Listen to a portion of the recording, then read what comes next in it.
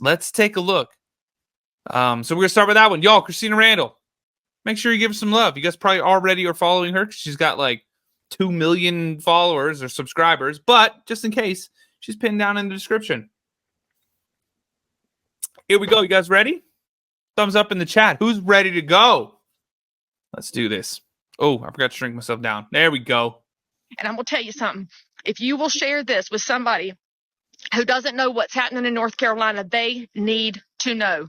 They need to know that there are entire towns gone. Chimney Rock is gone. A beautiful town. Swannanoa, gone. Oh. Montreat, gone. So in today's video, we're going to be talking about the storm Helene, a lot of the damage that has happened from the storm. We're going to talk about a lot of the things that are not being talked about, so you might learn something new today. And at the end of the video, I am going to share with you ways that you can help if you are in the position to and if you want to. So there you go. Let's just get right into it. According to the news, there are hundreds of people that are missing or cannot be contacted due to the devastation from the storm. I am actually, oh my God, in this Facebook group right here, and this has about 500,000 people already added to it. And when you scroll it, you guys, it is just people posting photos of their family members. Like, I haven't talked to this person since the storm. People just, people in the mountains, people all over the place, just no communication, and they don't know where they're at or what's going on.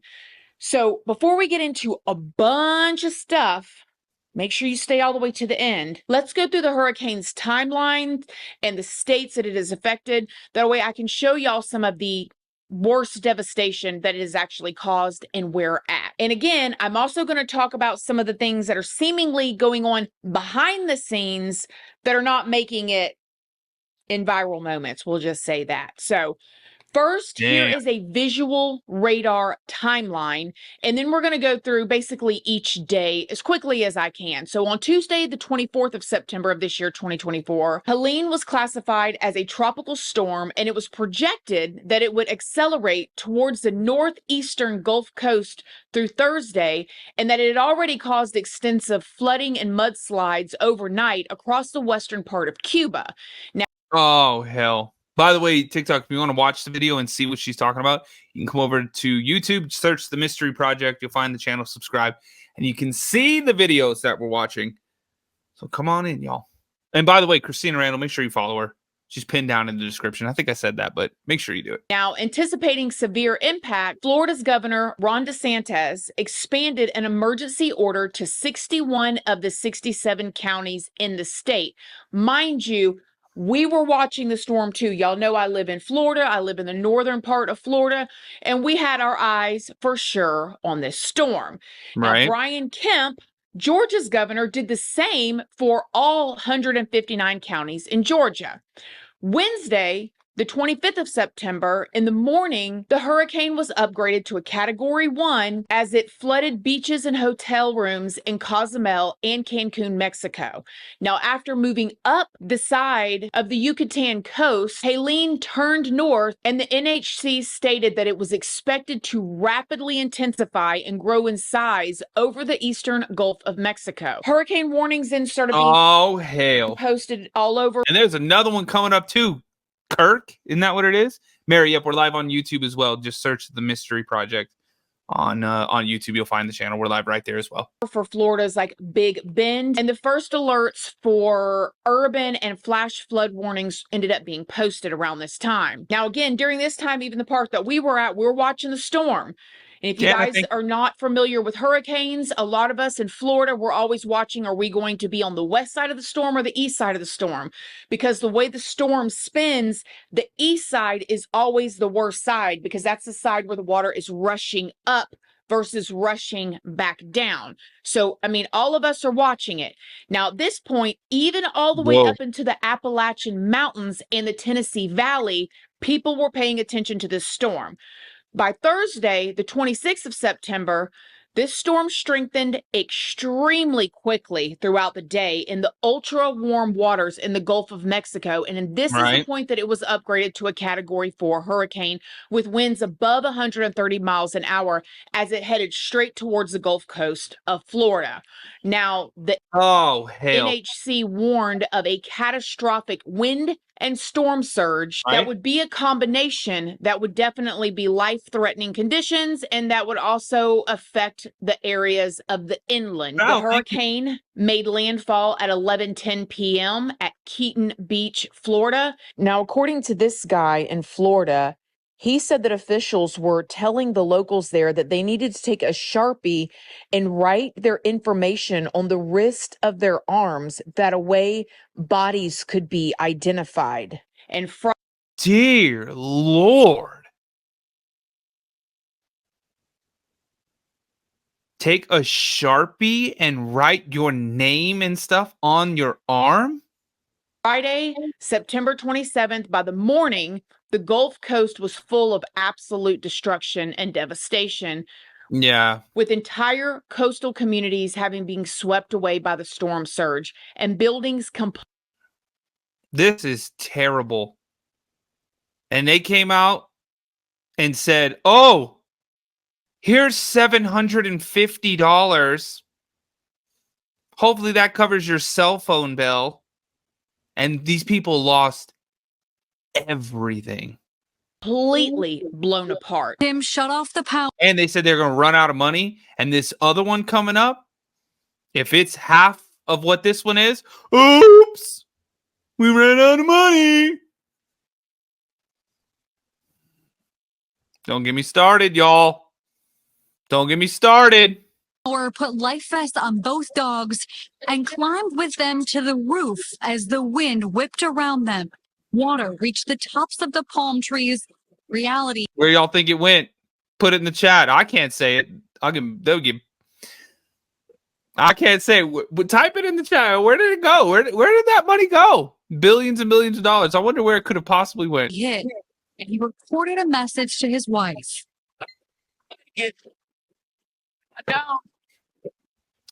I love you.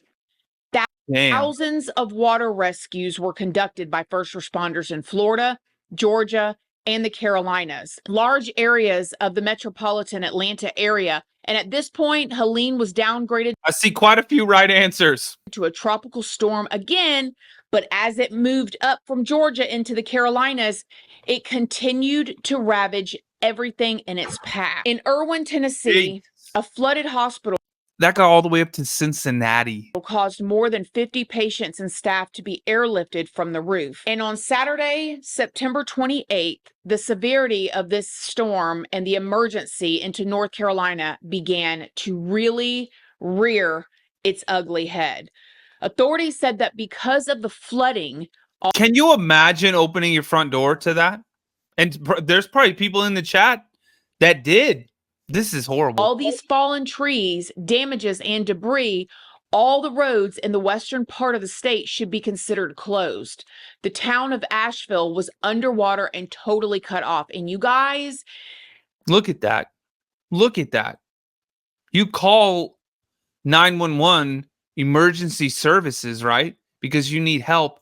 That's emergency services. That ambulance, the water is up past the windows of the car. That's a fire truck right there. It's damn near up to the windows, and those things sit high.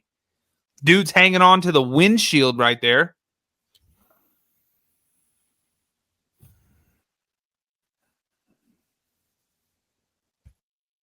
I'm sure by now y'all have seen these videos of Asheville. Oh my gosh. A really good friend of mine's. Well, if you want to see it, it's all like actually see the videos. It's on YouTube. Come over.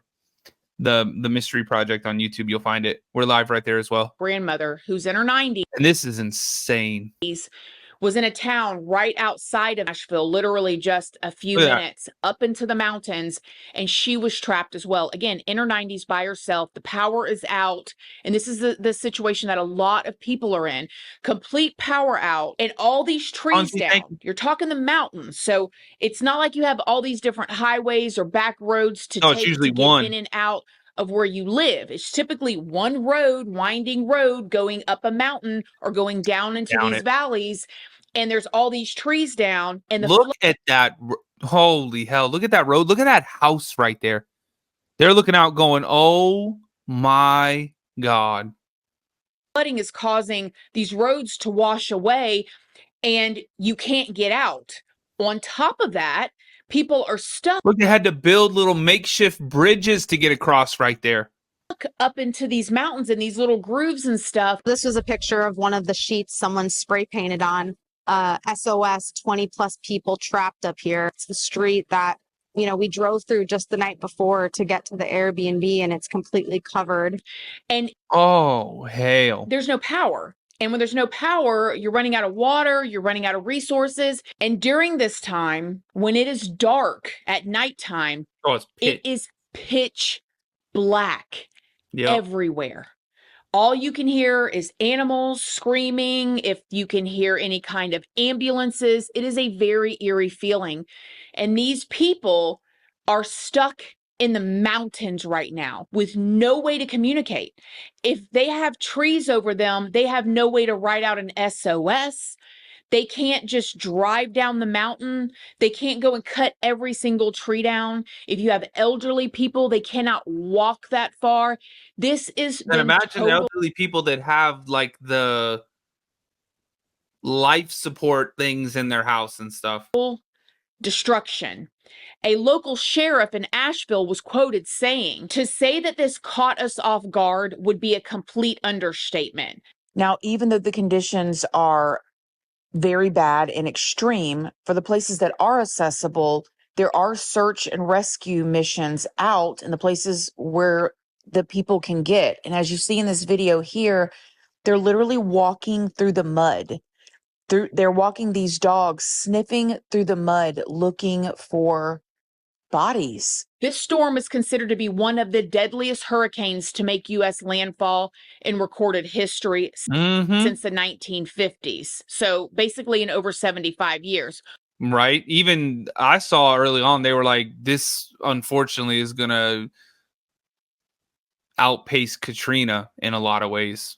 Jesus. Only 8 hurricanes have taken more than 100 lives. As of today, on October 2nd of 2024, the death toll has risen to at least 178, with hundreds and hundreds of people still missing, and the death toll rising every single day. And every hour. Original reports, falling trees have been the biggest cause of death reported. Now, in remote areas, oh my God, there have been helicopters and actual people coming up to volunteer. You've got just civilians who are out there trying to rescue people who are stranded. However, there are some of them that are posting on social media, and they are not too happy with the way that things are being handled. My name's Jonathan Howard. I'm a member of the Florida State Guard Special Missions Unit, and I'm also up here with Aerial Recovery, a nonprofit. I came up here on Sunday with Aerial Recovery before we even got activated. We flew up here, and then we got activated, which is great. I have my team up here working as well. Here's the problem. I'm going to tell you everything that's happening from the ground, what I'm actually seeing, because what they're telling you is complete bull on the news, and these politicians don't include, and they're lying. And I'll say this now, I'll say it at the end of the video. The only thing I need from this video is helicopters. If I have helicopters, I can save lives. Without helicopters, I can't reach these people. It doesn't matter how many chainsaws and trucks I got. I can't get to them. They're 10 miles in, 20 miles, 40 miles in the mountains. There's no way to get with them or even communicate with them. I am literally flying around in a civilian helicopter looking for SOS messages carved in the mud or painted on the ground, and we're dropping down and saving them. What got me fired up about this was yesterday, me and my team did the rescue of that 11-day-old baby. And all these government officials and social media, they're showing that video, that pictures and video of that rescue, and claiming that like they have some like government help with that. And I mean, even USA, I think it was USA Today wrote an article about it saying it was a Florida National Guard that went and got it, like with a helicopter. No, it was me and my buddy Charlie and a civilian named Zeb with his own personal helicopter out of Wilmington, North Carolina. Like without that civilian, that baby would be dead. And the old lady we went and rescued after that, she'd be dead too because she had 1 day left of oxygen. Yeah, that. No one was going to go get them. I will tell you, when we go up in the air, I probably see 40 civilian helicopters, and I might see 2 Blackhawks, National Guard, military, whatever they are. That's it. No one's out there doing rescues. I have my entire team up here from Florida right now, and they have no ability to go rescue these people other than what they can drive to. And the people that are in dire need, they're out in the mountains. They are completely cut off. Everybody wants to pretend like they're being the hero while these people are literally fucking dying in the mountains. And these people, like I'm saying, these people are limited medication. They're running out of oxygen, and there's no one going to get them. The most effective way I have found to go find these people is by getting in a helicopter and flying down the rivers and roads and looking for SOS messages or people waving us down. And then Man, I wish I had a helicopter. We drop down and get them. I'd be there right now. We have all these people here. We have law enforcement. We have State Guard, National Guard. They have no way to go get these people. Yesterday, when I was at the Asheville airport refueling, which, by the way, the civilian is paying all this out of his own pocket. He's not even looking for a reimbursement. I think we did 4 refuelings yesterday. And that was like just in half a day's work. That's thousands of dollars. We're in Asheville, and I saw 2 Air Force helicopter 60s. And I knew they were PJs, just looking at them. And I went up to them, I'm like, hey, guys, like, what are y'all doing? And like, this is what you need to be doing. This is how I'm finding people. And they're like, we can't go. We're waiting on Title 10 orders. And I'm like, what? They can't get any authority. There's military helicopters all over here sitting on the ground, and they can't do nothing. Even my JSOC boys in Fayetteville, disgusting. They can't get orders to come out here. It is just the most disgusting thing, and they're killing these people. And I don't know why they're doing it. I don't know what kind of conspiracy. I've heard so many things, whatever you want to come up with, but they are literally allowing these people to die in the mountains right now because we can't get helicopters. They got money for everything else in the world right now, but if they could just get us helicopters, we could fly out there and rescue these people. So I hope this video goes viral. I hope these politicians get fired. I hope people get pissed off. I want to share with y'all some things you may not know about what's happening in the North Carolina mountains in the aftermath of Helene. Here's number one. If you have friends or family that are headed into the mountains or who live there, the looting has picked up major steam. I was advised yesterday by a county sheriff to make sure. Oh, yeah. We saw, or I posted a video talk about how people were like looting and doing all kinds of crazy stuff. And there were literally people commenting on that saying, that's not real. That's not real. That's not real. I believe what so-and-so news network said. It's not real. And I was like, are you crazy? Man, this is nuts. That anybody out and about is carrying. And in his words, carrying with the safety off.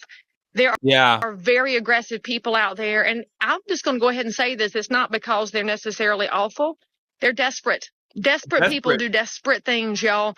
And why are they desperate? Because there's no water in some of these communities. We have neighbors in North Carolina with no water. And all I can say is this, the government ain't coming to save you. Not now. Man, even if you're healthy, more than about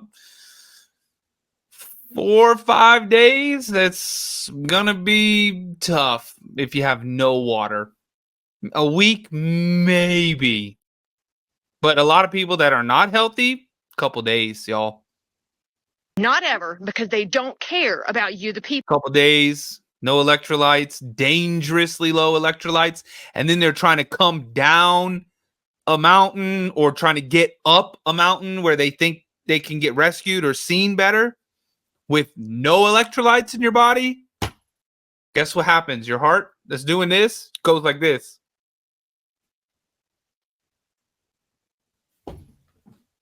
That is horrible. Ugh. Anymore. It is the citizens who are going to have to step it up. Now, I got to tell y'all, I was floored yesterday by how my community, which is a little over an hour away from the affected areas, showed up at donation sites with water and diapers and formula and some liquid IV. I mean, y'all brought all kind of things, bleach, vinegar. You are ready to help, and we're going to take more donations today. Can I just remind y'all of something? You cannot eat money. You cannot drink money. So for those of y'all that thought money was your God, and by the way, that includes our freaking elected officials, it's not your God. Told my girlfriend this morning while we were talking about this during our run, I said, tell your children, 'cause she's got grown children, this is why you keep a stash of water on hand. This is why you keep a stash of food on hand. But for those of y'all that are not in affected areas, if you can take your donated items and send it to the mountains, then send it with a friend. Make sure you're sending truckloads so that we don't overload the roads, because our first responders are overwhelmed. By the way, thank you, Governor DeSantis, for doing more for North Carolina than North Carolina's governor has. I'm very grateful for your National Guard, because we have to help each other, y'all. And I'm going to tell you something. If you will share this with somebody who doesn't know what's happening in North Carolina, they need to know. They need to know that there are entire towns gone. Chimney Rock is gone. A beautiful town. Swannanoa, gone. Montreat, gone. Other towns damaged beyond repair. That means our geography has changed. Our culture is at risk. But most importantly, our people, our generational people have lost their generational homes. This ain't about your granite countertops anymore. Listen, y'all, listen. Tell somebody how they can help. I am but one resource. There are people I know all over North and South Carolina that have been gathering up goods and trucks. Somebody as far away as Massachusetts putting a truck together. Let me know. I can connect you to where to take things. The Baptists are doing a great job out of Boone. Samaritan's Purse is on the ground. I trust those two organizations. I wish I had trust for more, because I don't trust this government, but I trust the people of North Carolina. Y'all, the biggest thing you can do, pray. Pray right now. Pray fervently that people will turn their hearts back to God, and pray for a hedge of protection around all those who have seen things they should never have to see. I'll tell you one more story before I hang up this video. I had a lady come to my donation site yesterday, and her grandson is 10 years old, living in the mountains with his mother, who works in a VA hospital. They're getting the kid out today to get him home because they can finally get him out. And they're worried because he has seen things he should never have to see. When you have children that are terrible, seeing bodies on the ground and towns gone, we're going to have to answer for that one day, y'all. Please pray. Please do something. And for those of y'all that have already done something, I can't thank you enough. But you got all this stuff going on at one time, and you have these people up in these mountains in different places that are completely missing. Biggest thing we can all be doing right now is praying. But if you want to know how to donate to the relief efforts, here are some reputable options. Leah Thomas Brown's efforts. You can donate supplies. You can check her social media for the list of essential items that are needed. And if you're anywhere in that area, all this is on the YouTube video. And there's a QR code that's up on the screen right now too. So TikTok, if you want to come over, you can see that and you can scan it and everything. It's set 23 minutes into the video. You can bring them to her, and they will ensure that they will reach the hardest hit areas. I will have links down in the description box and in a pinned comment as well down in the and you can find that video, her video, in the description of this video on YouTube, y'all. Comment section. Samaritan's Purse has also started a 5-site response. That we're on here, it's bridges out on the other end, and our slide has got it blocked at this end. Those people. Dear Lord, look at that.